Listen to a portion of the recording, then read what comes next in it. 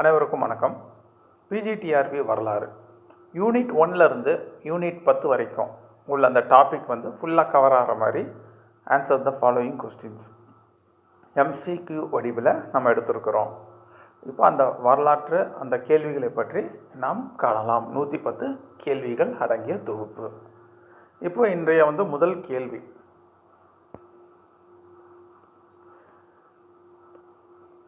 பழங்கால வரலாற்றின் முக்கிய எழுத்தாளர்கள் யார்?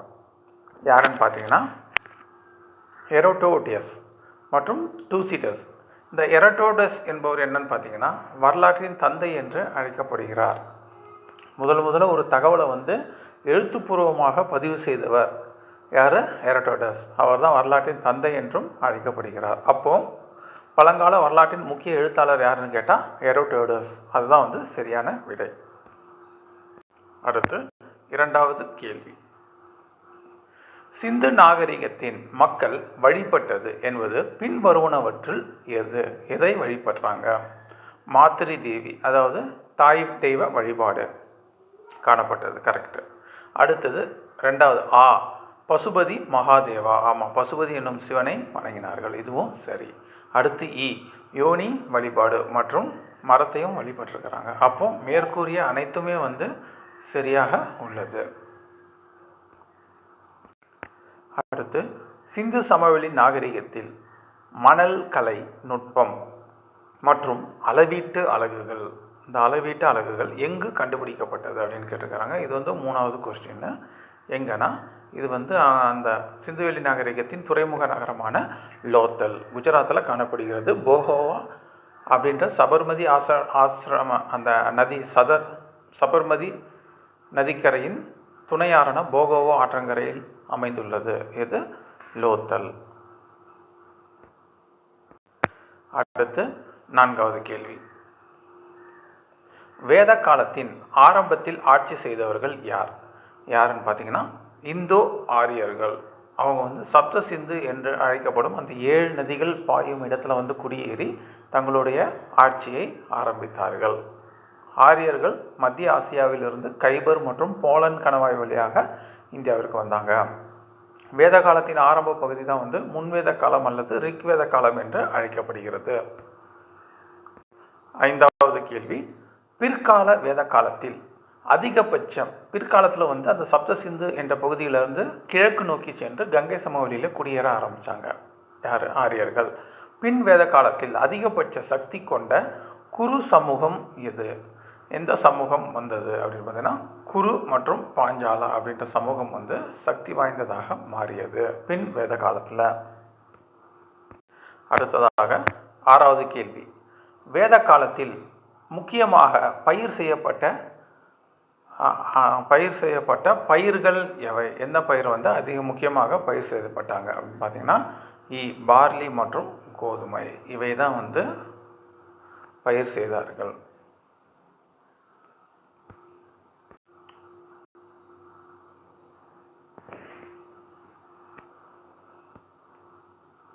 எட்டாவது கேள்வி, 16 மகாஜனபதங்களில் முக்கியமான அரசு எது? எட்டாவது கேள்வி எதுன்னு பார்த்தீங்கன்னா மகதம். எல்லாமே காசி, அங்கம், கோசலம் எல்லாமே முக்கியமான ஒரு நாடாக இருந்தது. இந்த 4 மகாஜனபதங்கள்ல மிக சிறந்த வலிமையானது மகதமாக மாறியது. ஒன்பதாவது கேள்வி, அலெக்சாண்டர் இந்திய படையெடுப்பு எப்பொழுது நடந்தது? இந்தியாவின் மீது எப்பொழுது படையெடுத்தார்? இவர் ஸ்வாத் எனப்படும் பள்ளத்தாக்கின் வழியாக இந்தியாவிற்குள் வந்தார். எந்த ஆண்டுன்னு பார்த்தீங்கன்னா கிமு 327 325 இந்த ஆண்டில் தான் இந்தியாவின் மீது படையெடுத்தார். 10வது கேள்வி, போரஸுடன் நடந்த முக்கியமான போர் எது? அலெக்சாண்டருக்கும் போரஸ் என்னும் புருஷோத்தமனுக்கும் இடையே நடந்த முக்கியமான போர் எது? எதுன்னு பார்த்தீங்கன்னா ஐடோஸ்பஸ் போர். இந்த ஐடோஸ்பஸ் என்பது எந்த நதியை குறிக்கும்? ஜீலம் நதியை குறிக்கும். ஜீலம் நதி என்பது இந்திய மொழி சொல். இந்த ஐடோஸ்பஸ் என்பது கிரேக்க மொழி சொல். அப்போ போரஸுடன் நடந்த முக்கியமான போர் என்னன்னா ஐடோஸ்பஸ் போர். 11வது கேள்வி, ஹர்ஷர் தனது தலைநகரை எந்த நகருக்கு மாற்றினார்? எந்த நகரத்துக்கு தன்னுடைய தலைநகரை மாற்றினார்? ஹர்ஷருடைய ஆரம்பகால தலைநகரம் தானேஸ்வரம், அதிலிருந்து கன்னௌஜ் என்ற இடத்திற்கு தான் வந்து தன்னுடைய தலைநகரை மாற்றுகிறார். யார்? ஹர்ஷவர்தனர். அவர் வந்து 606 கிபி 606லேருந்து 647 வரைக்கும் வட இந்தியாவில் ஆட்சி செய்திருப்பார். யார்? ஹர்ஷர். அடுத்து 12வது கேள்வி. ஹர்ஷரின் முக்கியமான நூல்கள் என்னென்ன? இல்லை எதுன்னு பார்த்தீங்கன்னா ரத்னவாளி, நாகானந்தம் மற்றும் பிரியதர்ஷிகா, இது மூணுமே வந்து ஹர்ஷரை பற்றிய நூல். இந்த 3 நூலையும் எழுதினது யார்? யாருன்னு பார்த்தீங்கன்னா இவர் தான் இந்த நூலை எழுதியிருப்பார். ஒரு அரசரே நூலை எழுதியிருப்பார். நாகானந்தம், ரத்னவாளி, பிரியதர்ஷிகா. 13வது கேள்வி. 8ஆம் நூற்றாண்டில் அரேபியர் படையெடுப்பின் போது சிந்துவின் அரசர் யார்? இந்த சிந்து பகுதியை ஆண்ட அரசர் யார்? அரேபியர் படையெடுப்பின் போது யாருன்னா தாகிர். இவர் தான் இந்த பகுதியை ஆண்டிருப்பார். இவர் மீது படையெடுத்த அரேபியர் யாருன்னு பார்த்தீங்கன்னா முகமது பின் காசிம். 14வது கேள்வி. அரேபியர் படையெடுப்பு எப்போது மேற்கொள்ளப்பட்டது? எந்த ஆண்டு இந்த அரேபியர் படையெடுப்பு என்பது மேற்கொள்ளப்பட்டது அப்படின்னு பார்த்தீங்கன்னா பொது ஆண்டு கிபி 712 அரேபியர் இந்தியாவின் மீது சிந்து பகுதியின் மீது படையெடுத்தார். அதனுடைய அரசர் தாகிரை வீழ்த்தினார். 15வது கேள்வி. கஜினி மாமுதுவின் சோம்நாத் படையெடுப்பு எந்த ஆண்டு நடந்தது? சோம்நாத் படையெடுப்பு எந்த ஆண்டு நடந்தது அப்படின்னு பார்த்தீங்கன்னா பொது ஆண்டு 1025 சோம்நாத்தின் மீது படையெடுத்து அதனுடைய செல்வங்களை எல்லாம் கொள்ளையடித்து சென்றார் கஜினி மாமுது. 16வது கேள்வி. கிபி 1025 கஜினி மாமுது எந்த கோயிலை தாக்கினார்? இது போன கேள்வியோட தொடர்ச்சி தான். சோமநாதபுரம் கோயில், இதை தான் வந்து தாக்கினார். அடுத்து 17வது கேள்வி. கஜினி மாமுது எந்த ஆண்டில் இறந்தார்? எந்த ஆண்டு? 1025 சோமநாதபுரம் படையெடுப்பு, 1030 கஜினி மாமுது இறப்பு. இதுக்கு சரியான விடை 1030. 18வது கேள்வி. முகமது கோரி மற்றும் பிருத்திவிராஜ் சௌகான் இடையே நடைபெற்ற போர் இது? என்ன போர்னு பார்த்தீங்கன்னா தரையின் போர். மொத்தம் எத்தனை தரையின் போர் நடக்குதுன்னு பார்த்தீங்கன்னா 2 தரையின் போர் நடக்குது. 1191, 1192. முதல் தரையின் போரில் பிருத்திவிராஜ் சௌகான் வெற்றி பெறுகிறார். 1192 நடந்த 2ஆம் தரையின் போரில் பிருத்திவிராஜ் சௌகான் தோற்று விடுகிறார். 19வது கேள்வி. முகமது கோரி இந்தியா மீதான படையெடுப்புகளால் ஏற்பட்ட என்ன மாற்றம் நிறுவினார்? இந்தியா மீது படையெடுத்தனால என்ன மாற்றம் ஏற்பட்டுச்சு? ஏன்னா இந்தியாவில் இந்த முகமதியர்கள் மற்றும் டெல்லி சுல்தான் அரசு ஏற்படுத்தப்பட்டது. முகமது கோரியோட அடிமையான குத்புதீன் ஐபக் டெல்லியின் பிரதிநிதியாக நியமிக்கப்பட்டார். குத்புதீன் ஐபக் இறந்தவுடன் அவர் வந்து தனி சுதந்திர அரசராக தன்னை பிரகடனப்படுத்தி கொண்டார். யார்? குத்புதீன் ஐபக். அப்போ டெல்லி சுல்தான் அரசு ஏற்பட்டது, இஸ்லாமிய அரசு தோன்றியது. அடுத்து டெல்லி சுல்தானத்தை நிறுவிய முதலாவது சுல்தான் யார்? டெல்லி சுல்தானியத்தை நிறுவிய முதல் அரசர் யார் அப்படின்னு பார்த்தா இது 20வது கேள்வி. யாருன்னு பார்த்தீங்கன்னா குத்புதீன் ஐபக். இவர் 1206 முகமது கோரி இறந்ததுக்கு அப்புறம் இவர் வந்து தன்னை சுதந்திர அரசராக பிரகடனப்படுத்திக் கொள்வார். 4 ஆண்டுகள் ஆட்சி செய்வார். 1210 போலோ எனப்படும் சௌகான் எனப்படும் இந்த குதிரை மீது ஏறி விளையாடும் அந்த விளையாட்டில் ஏறி இறந்துருவார். அடுத்து 21வது கேள்வி. முகமது பின் துக்ளக் தனது தலைநகரை டெல்லியிலிருந்து எங்கிற்கு மாற்றினார்? எந்த ஊருக்கு மாற்றினார்?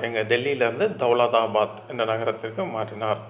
இந்த நகரத்தின் இன்னொரு பேர் என்னன்னா தேவகிரி அப்படின்னு சொல்லுவாங்க. அடுத்து 22வது கேள்வி. தாமர் லைன் அதாவது தைமூர் டெல்லியை எந்த ஆண்டில் அடைந்தார்? எந்த ஆண்டில் அடைந்து சூறையாடினார் அப்படின்னு பார்த்தாங்கன்னா 1398ஆம் ஆண்டு. 23வது கேள்வி. அலாவுதீன் கில்ஜி கீழ்கண்டவற்றில் எதை சிறப்பாக செய்தார்? எதைன்னு பார்த்தீங்கன்னா இந்த தென்னிந்திய பகுதிகளை, வட இந்திய பகுதிகளை மட்டும்தான் டெல்லி சுல்தான் இருந்தது. தென்னிந்திய பகுதிகளை மாலிக் கஃபூர் மூலமாக அந்த பகுதிகளை எல்லாம் கைப்பற்றினார். 24வது கேள்வி. முகலாயர் காலத்தில் அரசியல் மற்றும் பொது கட்டமைப்பை வளர்த்த சாதனைகள் எவை? அரசியல் மற்றும் பொது கட்டமைப்பு இது என்னன்னு பார்த்தீங்கன்னா, நிர்வாக சீர்திருத்தம் மற்றும் வரி விதிப்பு. ஓகே. கலை மற்றும் கட்டிடக்கலை வளர்ச்சி அதுவும் வந்துச்சு. பாரசீக மற்றும் இந்திய கலாச்சார கல்வி. அப்போ மேலே சொல்லவை அனைத்துமே சரியாக உள்ளது முகலாயர்களின் சாதனைகள். அடுத்து 25வது கேள்வி. அக்பர் 1564 எந்த வரியை அகற்றினார்? 1564 ஜிஸ்யா எனப்படும் வரியை அகற்றினார். குத்புதீன் ஐபக் இந்த ஜிஸ்யா வரியை விதிக்கிறாரு. ஃபெரோஷா துக்ளக் பிராமணர்கள் மீதும் இந்த வரியை விதித்தார். மீண்டும் அக்பர் இந்த வரியை ஒழிக்கிறாரு. திரும்ப அவுரங்கசீப் மறுபடியும் இந்த ஜிஸ்யா வரியை கொண்டு வருகிறார். அடுத்து 26வது கேள்வி. முகலாயர்கள் தமக்கு மங்கோலியன்கள் என்ற பெயரை ஏன் விருப்பம் காட்டவில்லை? முகல்ஸ்னே ஏன் வச்சுக்கினாங்க அப்படின்னு கேட்குறாங்க. என்னென்னா, செங்கிஸ்கானின் படுகொலை தொடர்பு காரணமாக அவர் ஒரு கொடூரன் மாதிரி காட்டினால அந்த வழி பேரை அவர் வெடுத்துட்டாங்க. வேணான்ட்டு முகலாயர்கள் மங்கோலியர்கள் பெயரை பயன்படுத்த விரும்பவில்லை. 27வது கேள்வி. விஜயநகர பேரரசை நிறுவியவர்கள் யார்? ஏ. சங்கமரின் புதல்வர்களான அரிகரர் மற்றும் புக்கர் 1336ஆம் ஆண்டு துங்கபத்திரை நதிக்கரையில் இந்த விஜயநகர சாம்ராஜ்யத்தை தோற்றுவிக்கிறார்கள். 28வது கேள்வி. 1565 விஜயநகர பேரரசுக்கு எதிராக நடந்த முக்கியமான சண்டை எது? என்ன சண்டை நடந்துச்சு பார்த்தீங்கன்னா, தலைக்கோட்டை போர் அல்லது தட்சிண ரங்காடி போர் என்று அழைக்கப்படுகிறது. இதோடு விஜயநகர பேரரசு ஓரளவு அந்த பெரிய சாம்ராஜ்யமாக இல்லாமல் முடிவுக்கு வந்தது. மகாநவமி திருவிழா எப்போது விழாக்காக கொண்டாடப்பட்டது? எப்போது கொண்டாடப்படுதுன்னு பார்த்தீங்கன்னா, செப்டம்பர் மாதம். இந்த மகாநவமி என்ற கொஸ்டின் ஏன் வருதுன்னு பார்த்தீங்கன்னா, 29வது கேள்வி. ஏன்னா விஜயநகர பேரரசில் மிக சிறப்பாக கொண்டாடப்படும் பண்டிகை எதுன்னு கேட்டாங்கன்னா மகாநவமி. 30வது கேள்வி. இந்தியாவில் போர்ச்சுகீசிய ஆதிக்கத்திற்கு அடித்தளம் அமைத்தவர் யார்? யாருன்னு பார்த்தீங்கன்னா, அல்ஃபோன்சாடி அல்புகர்க்கு. அல்ஃபோன்சாடி அல்புகர்க்கும் இது பண்ணுவாங்க. பிரான்சிஸ்கோ டி அல்மெய்டா அப்புறம் அடியமைப்பார். 31வது கேள்வி.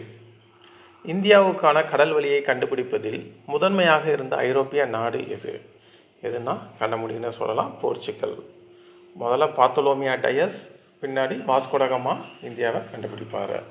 1498 இந்தியாவிற்கு வந்துடுவார். 32வது கேள்வி. 1453ஆம் ஆண்டு கான்ஸ்டான்டினோப்பிள் யார் கைப்பற்றினார்? யாருன்னா துருக்கிக்காரங்க கைப்பற்றினாங்க. அதனால தான் அவங்களுக்கு புதிய கடல் வழி பாதையை கண்டுபிடிப்பதற்கான ஒரு தேடல் ஆரம்பித்தது மேற்கத்திய நாடுகளுக்கு. 33வது கேள்வி. சர் வில்லியம் ஹாக்கின்ஸ் எந்த நாட்டை சார்ந்தவர்? எந்த நாட்டை சார்ந்தவர் அப்படின்னு பார்த்தீங்கன்னா, இங்கிலாந்து நாட்டை சார்ந்தவர். 1808ஆம் ஆண்டு இந்தியாவிற்கு வர்றாரு. ஜஹாங்கீரிடம் பண்டகசாலை அமைக்க கோருகிறார். ஆனால் ஜஹாங்கீர் அதற்கு மறுத்துவிட்டார். அடுத்த கேள்வி. இந்தியாவில் ஆங்கிலேயர்கள் கட்டிய முதல் கோட்டை எது? எந்த கோட்டையை முதல்ல ஆங்கிலேயர்கள் கேட்டாங்க அப்படின்னு பார்த்தா செயின்ட் ஜார்ஜ் கோட்டை. இது 1639 வாங்குறாங்க. இந்த சென்னை பகுதியை வாங்கி 1640 இந்த முதலாக செயின்ட் ஜார்ஜ் கோட்டையை கட்டுறாங்க. தற்போது தமிழக அரசின் தலைமைச் செயலகமாக உள்ளது. அடுத்து 35வது கேள்வி. இந்தியாவிற்கு வர்த்தக பயணத்திற்கு வந்த கடைசி ஐரோப்பிய நாடு எதுன்னு பார்த்தீங்கன்னா பிரெஞ்சுக்காரர்கள். அவங்க தான் கடைசியாக வராங்க. 1664 தான் பிரெஞ்சு கிழக்கிந்திய கம்பெனியை தோற்றுவிக்கப்பட்டது. பிரான்ஸ் அரசரின் அமைச்சரான கால்பர்ட் என்பவரால் பிரெஞ்சு கிழக்கிந்திய கம்பெனி தொடங்கப்பட்டது. அடுத்து 36வது கேள்வி. தமிழ்நாட்டின் தரங்கம்பாடி என்ன ஒரு வர்த்தக மையமாக இருந்தது? யாருக்கு வர்த்தக மையமாக இருந்தது? டேனிஷ்காரங்களுக்கு. டேனிஷ் என்பவங்க எந்த நாட்டை சார்ந்தவர்கள் அப்படின்ட்டு யாராவது கமெண்ட் பண்ணுங்க. டான்ஸ்பர்க் என்று அழைப்பாங்க. முதல்ல இந்த தரங்கம்பாடியில் தான் தமிழகத்தில் முதல் அச்சுக்கூடம் ஏற்படுத்தப்பட்டது. இந்தியாவில் வந்து கோவாவில் போர்ச்சுகீசியர்கள் ஏற்படுத்தியிருப்பாங்க. தரங்கம்பாடியில் டேனிஷ்காரங்க தான் பண்ணியிருப்பாங்க அச்சுக்கூடம். 37வது கேள்வி. 1498ஆம் ஆண்டு இந்தியாவுக்காக புதிய கடல் வழியை கண்டுபிடித்த ஐரோப்பியர் யார்? யாருன்னா மே 20, 28ஆம் தேதியில் வருவார். வாஸ்கோ ட காமா மன்னர் சாமரின் என்பவரை வந்து சந்திப்பார். அடுத்து 38வது கேள்வி. கிழக்கிந்திய கம்பெனி முதலில் எந்த ஆண்டில் இந்தியாவுக்கு வந்தது? எந்த ஆண்டு? 1600 டிசம்பர் 31ஆம் தேதி தொடங்கப்பட்டு 1608 தான் முதல்ல இந்தியாவிற்கு வருவாங்க. பிளாசி போர் எந்த ஆண்டு நடைபெற்றது? 39வது கேள்வி. பிளாசி போர் 1757 சிராஜ் உத் தௌலா மற்றும் ஆங்கிலேயருக்கு இடையே நடைபெறும். இதில் அவருடைய அமைச்சர் யார்? இந்த மீர் காசிம் துரோக செயல் காரணமாக சிராஜ் உல் தௌலா இறந்துருவார் போரில். 40வது கேள்வி. ஆங்கிலேயர்கள் வங்காளம், பீகார் மற்றும் ஒடிசாவின் திவானியாக உருவானது எந்த போருக்கு பின்பாக? இதுதான் பக்சார் போர். பக்சார் போர் நடைபெற்ற 1764. 41வது கேள்வி. கர்நாடக போர்களின் முதற் காரணம் என்ன? கர்நாடக போரோட முதல் காரணம் என்னன்னா டியூப்ளெக்ஸும் கிளைவுக்கும் இடையேயான சண்டை. அப்படி இல்லையா? ஆங்கிலேயர் மற்றும் பிரெஞ்சு மக்களிடையே வர்த்தக போட்டி. ஆங்கிலேயருக்கும் பிரெஞ்சுக்காரர்களுக்கு இடையேயான இந்த வர்த்தக போட்டி தான் வந்து இந்த கர்நாடக போர், 3 கர்நாடக போருக்கும் காரணமாக அமைந்தது. 42வது கேள்வி. கர்நாடக போர்களில் பிரெஞ்சு படைகளுக்கு தலைமை வகித்தவர் யார்? பிரெஞ்சு படைகளுக்கு தலைமை வகித்தவர் யாருன்னு பார்த்தீங்கன்னா டியூப்ளே. 43வது கேள்வி. 3வது கர்நாடக போர் முடிவுக்கு வந்த ஒப்பந்தம் எது? எந்த ஒப்பந்தம் பார்த்தீங்கன்னா பாரிஸ் ஒப்பந்தம். இந்த பாரிஸ் ஒப்பந்தத்தின் மூலமாக 3வது கர்நாடக போர் முடிவுக்கு வந்தது.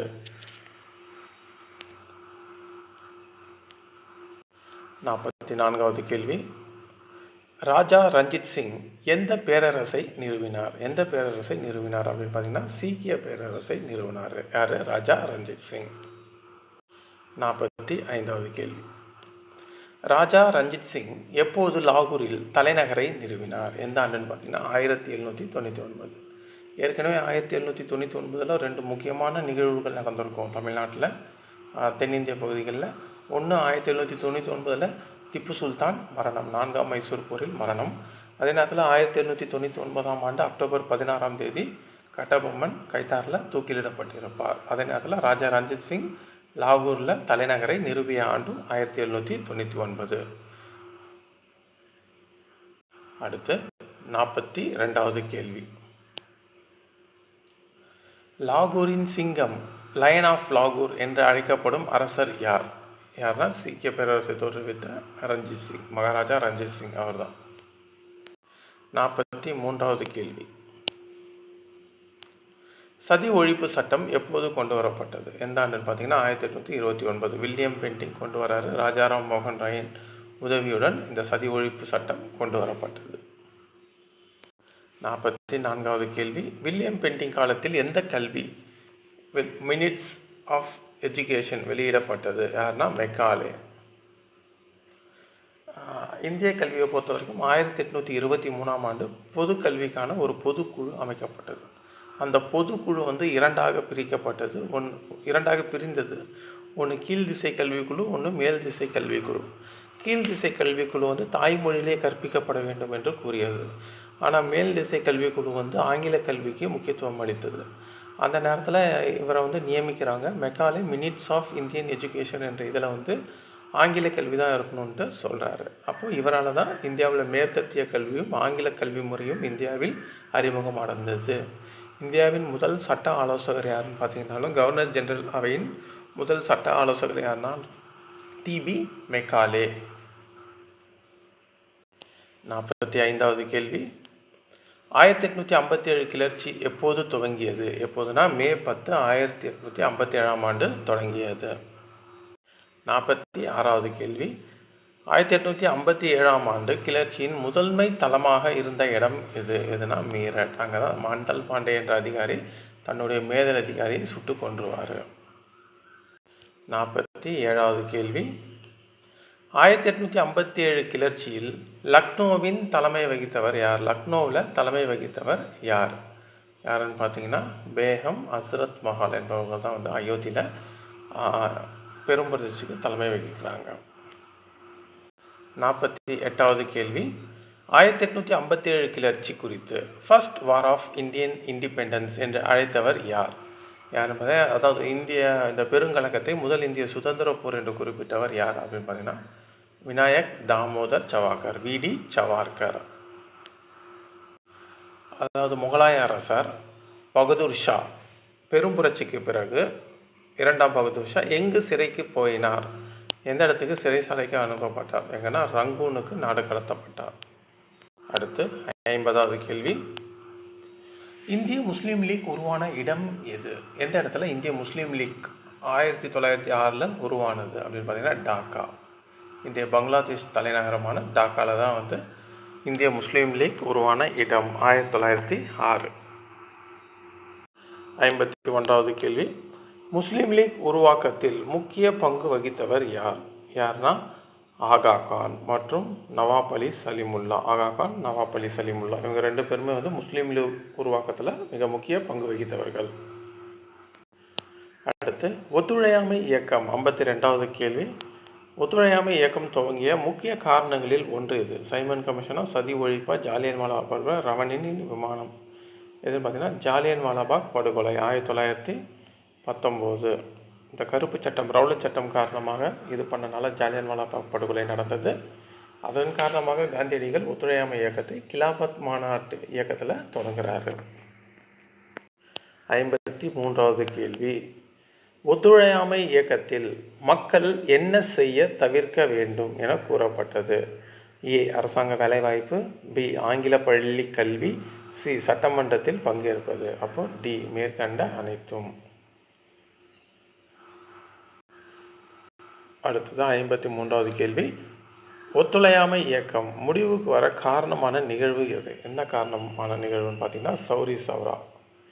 1922 பிப்ரவரி 5ஆம் தேதி சௌரி சௌரா சம்பவம் காரணமாக. சௌரி சௌரா சம்பவம் அமைதி வெளியில் போயிட்டு இருக்கும்போது காவல் நிலையத்தின் மீது தீ வைப்பாங்க. அதில் ஒரு 22 காவலர்கள் இறந்துருவாங்க. அதுதான் வந்து சௌரி சௌரா சம்பவத்தின் காரணமாக காந்தியடிகள் ஒத்துழையாமை இயக்கத்தை கைவிடுகிறார்.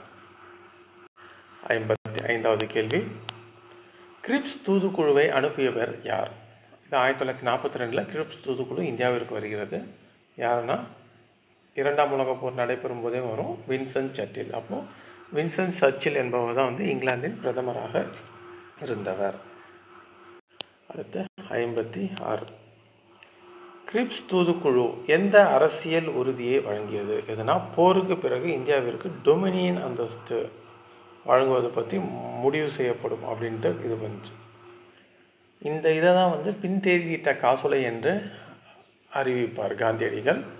இந்த கிரிப்ஸ் அறிக்கையை வாசித்த போது கடுமையான மன அழுத்தத்திற்கு உட்பட்டேன் என்று ஜவஹர்லால் நேரு ஸ்டேட்மெண்ட் கொடுத்திருப்பாங்க. கிரிப்ஸ் தூதுக்குழு தோல்வி அடைந்த பின்பு காங்கிரஸ் தொடங்கிய இயக்கம் எது? என்ன இயக்கத்தை தொடங்குறாங்க? என்னன்னா ஒத்துழையாமை இயக்கம்.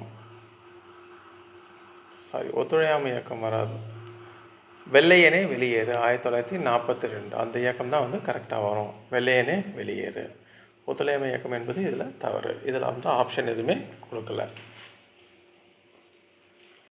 58வது கேள்வி, 20 அம்ச திட்டத்தை அறிமுகப்படுத்திய இந்திய பிரதமர் யார்? எந்த 20 அம்ச திட்டத்தை வெளியிட்ட பிரதமர் யார் பார்த்தீங்கன்னா இந்திரா காந்தி. இந்தியாவின் முதல் பிரதம அமைச்சர், பெண் பிரதம அமைச்சரான இந்திரா காந்தி 20 அம்ச திட்டத்தை கொண்டு வந்தாங்க. 59வது கேள்வி, 2வது ஐந்தாண்டு திட்டத்தின் கண்காணிப்பாளர் யார்? யாருன்னா மகளன் ஓபிஎஸ். இவரோட இதில் தான் வந்து இந்த 2வது ஐந்தாண்டு திட்டம் உருவாக்கப்பட்டது. அவர் வந்து தொழில்துறைக்கு முக்கியத்துவம் கொடுத்துருப்பார். 2வது ஐந்தாண்டு திட்டம்.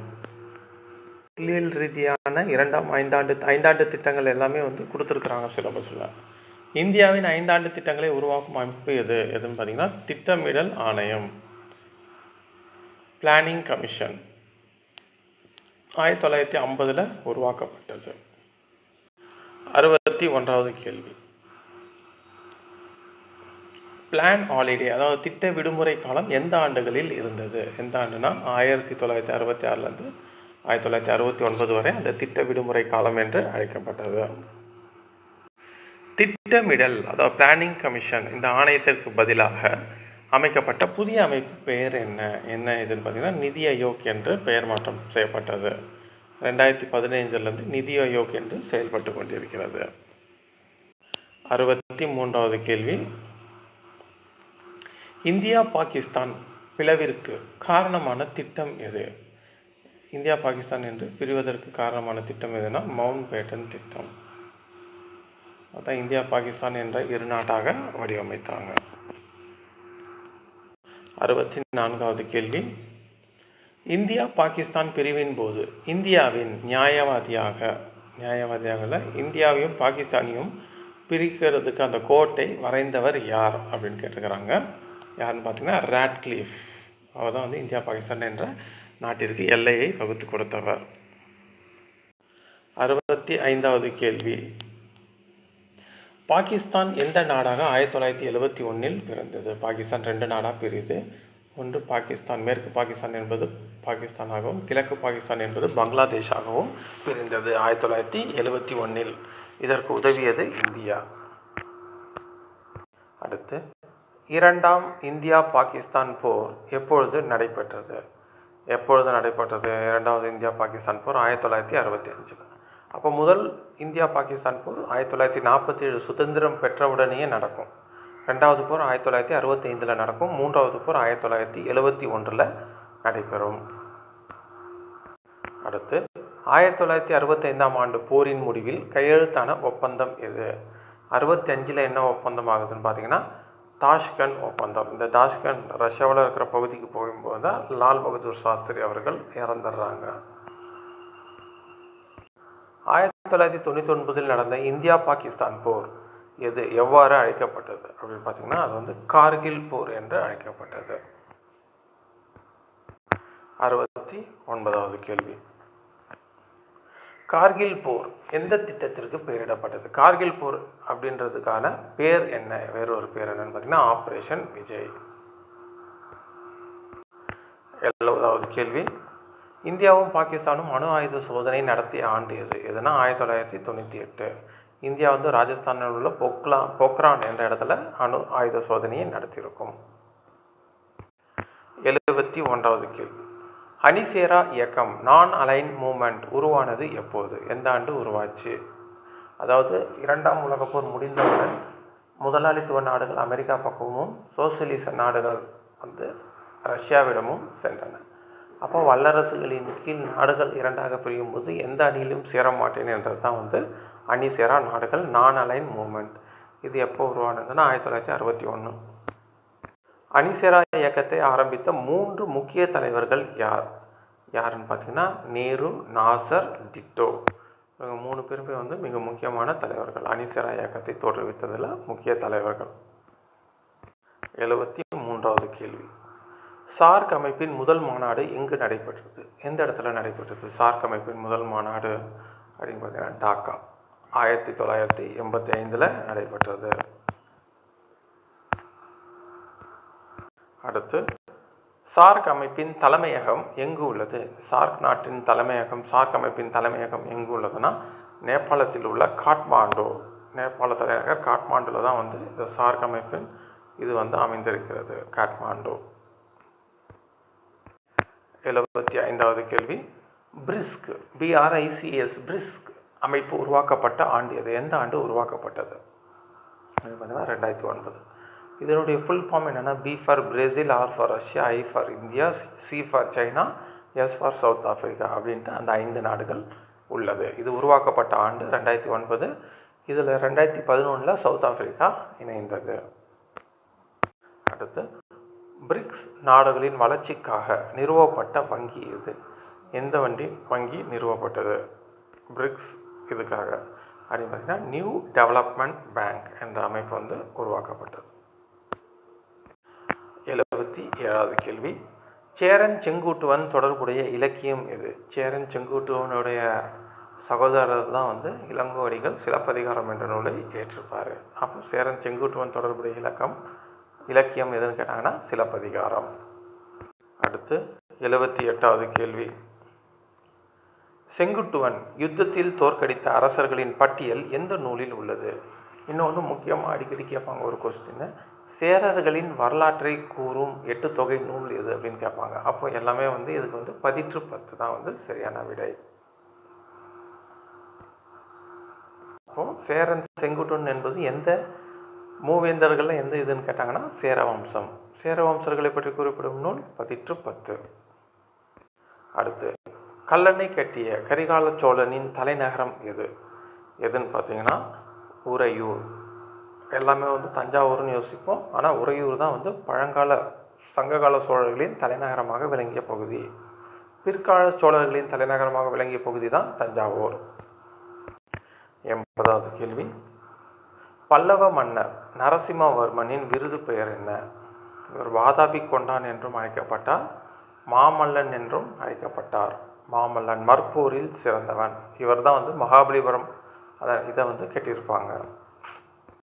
81வது கேள்வி, சாளுக்கிய மன்னர் புலிகேசி 2ஆம் புலிகேசியை யுத்தத்தில் தோற்கடித்த பல்லவ மன்னர் யாருன்னா முதலாம் நரசிம்மவர்மன்.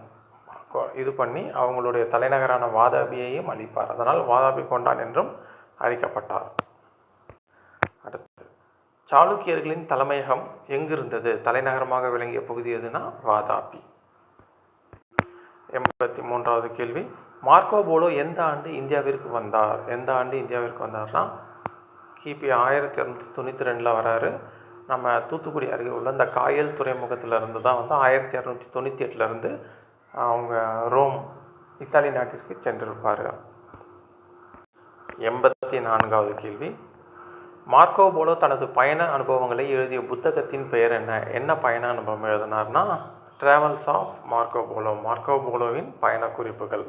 இந்த நூலை வைத்து தான் பிற்காலத்தில் வந்து ஐரோப்பியர்கள் இந்தியாவிற்கான கடல் வழியை கண்டுபிடிக்கிறாங்க. அதில் முதன்மையாக விளங்கியது. 85வது கேள்வி, மாலிக் கபூர் எந்த டில்லி சுல்தானியத்தின் கீழ் சேவையாற்றினார்? எந்த டில்லி சுல்தானியத்தின் கீழ் இருந்தார் அப்படின்னு பார்த்தீங்கன்னா மாலிக் கபூர் அலாவுதீன் கில்ஜி அவருக்கு கீழே தான் வந்து மாலிக் கபூர் இருந்தார். இவர் தான் வந்து தென்னிந்திய படையெடுப்பை நிகழ்த்தியிருப்பார். 86வது கேள்வி, மாலிக் கபூர் பாண்டிய மன்னர்களின் யாரை வீழ்த்தினார்? யாருன்னு பார்த்தீங்கன்னா வீரபாண்டியன் என்ற மன்னரை வீழ்த்தியிருப்பார். அடுத்து, மதுரை சுல்தானியத்தை நிறுவியவர் யாருன்னு பார்த்தீங்கன்னா ஜலாலுதீன் அஷன்சா என்பவர் தான் வந்து மதுரை சுல்தானியத்தை நிறுவியிருப்பார். 88வது கேள்வி, மதுரை சுல்தானியத்தை அழித்த விஜயநகர அரசர் யாருன்னா குமார கம்பன. இவருடைய மனைவி தான் வந்து மதுரா விஜயம் என்ற நூலை எழுதிய கங்கா தேவி. இவருடைய மதுரை படையெடுப்பை பற்றி குறிப்பிடும் நூல் தான் வந்து மதுரா விஜயம்.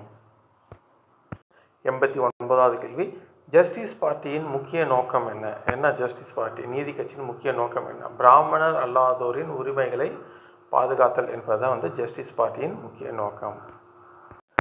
90வது கேள்வி, ஜஸ்டிஸ் பார்ட்டி எந்த ஆண்டு முதல் முறையாக ஆட்சி அமைத்தது? எந்த ஆண்டு பார்த்தீங்கன்னா 1920.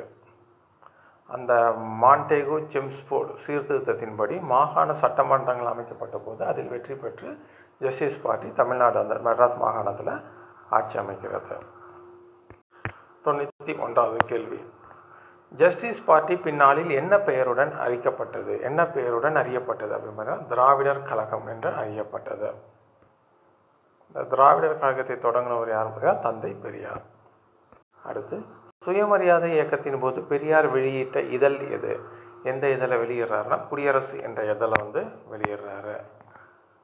சுயமரியாதை இயக்கம் 1925 பெரியார் தொடங்குறாரு. 94வது கேள்வி, தமிழ்நாட்டின் 69% இடஒதுக்கீட்டை பாதுகாக்க எந்த பட்டியலில் சேர்க்கப்பட்டது? எந்த பட்டியலில் இருக்குதுன்னு பார்த்தீங்கன்னா அட்டவணை 9. 94வது கேள்வி.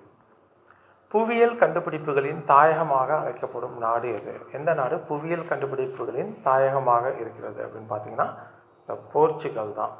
ஃபர்ஸ்ட் தாயகமாக இருந்த நாடு போர்ச்சுகல். 95வது கேள்வி. அமெரிக்காவை கண்டுபிடித்தவர் யார்? யார் பார்த்தீங்கன்னா கொலம்பஸ். கிறிஸ்டோபர் கொலம்பஸ் 1492 அமெரிக்காவை கண்டுபிடித்தார்.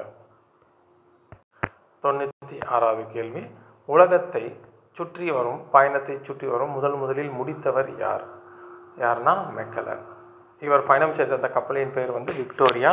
பிலிப்பைன்ஸ்லேயே மெக்கலன் கொல்லப்பட்டார். ஆனால் அந்த கப்பல் மட்டும் திரும்ப மீண்டும் அந்த இடத்துக்கே வருது. ஆனால் உலகத்தை முதலில் சுற்றி வந்தவர் அப்படின்னு பார்த்தோன்னா மெக்கலனை தான் குறிப்பிடுறாங்க. 97வது கேள்வி.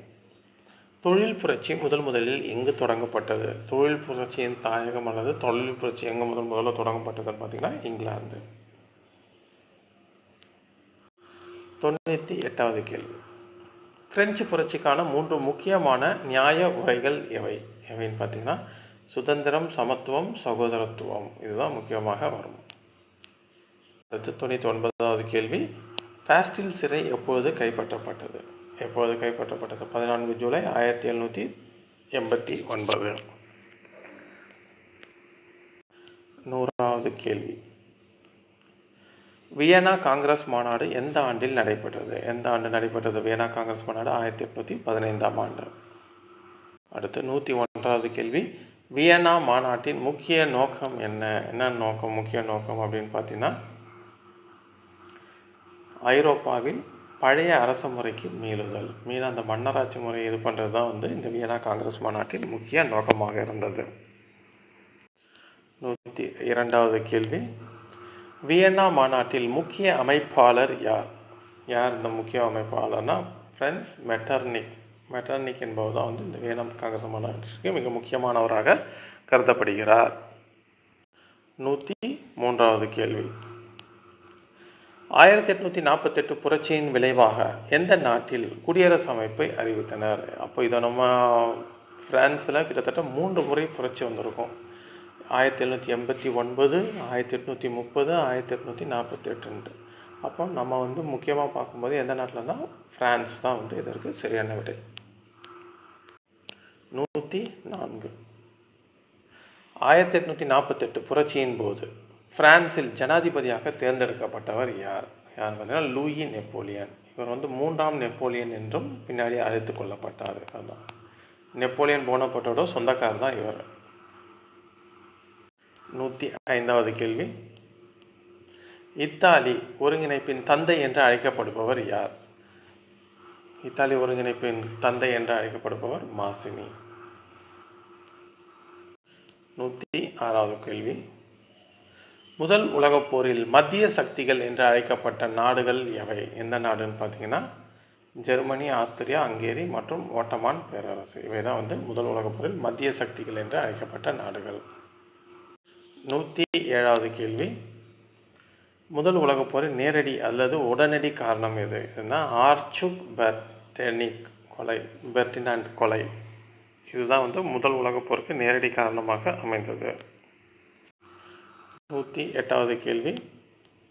ஹிரோஷிமா மீது அணுகுண்டு எப்போது வீசப்பட்டது? அமெரிக்கா. 6 ஆகஸ்ட் 1945. அடுத்து 109வது கேள்வி. பன்னாட்டு சங்கம் பன்னாட்டு சங்கம் இது எப்பொழுது உருவாக்கப்பட்டது? முதல் உலகப் போர் முடிந்தவுடன் 1920 பன்னாட்டு சங்கம் உருவாக்கப்பட்டது. 110வது கேள்வி. பன்னாட்டு சங்கத்தை உருவாக்க காரணமான ஒப்பந்தம் எதுனா ட்ரீட்டி ஆஃப் வெர்சைல்ஸ். இந்த வெர்சைல்ஸ் உடன்படிக்கையின்படி தான் பன்னாட்டு சங்கம் உருவாக்கப்பட்டது. அடுத்தது மேலும் சில கேள்விகள். யுஎன்ஓவில் இந்தியாவின் முதலாவது பிரதிநிதியாக இருந்தவர் யாருன்னா விஜயலட்சுமி பண்டிட் அவர்கள். பனிப்போர் நடந்தபோது முக்கிய வல்லரசு நாடுகள் எவை? அமெரிக்கா மற்றும் சோவியத் யூனியன்.